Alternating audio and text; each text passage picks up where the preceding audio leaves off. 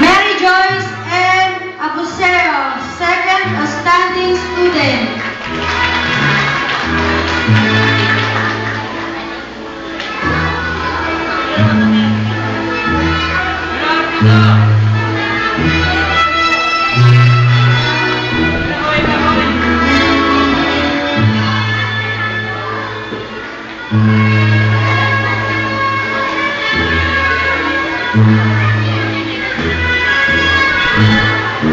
Paul John Henry C. Batumbahan, most outstanding student.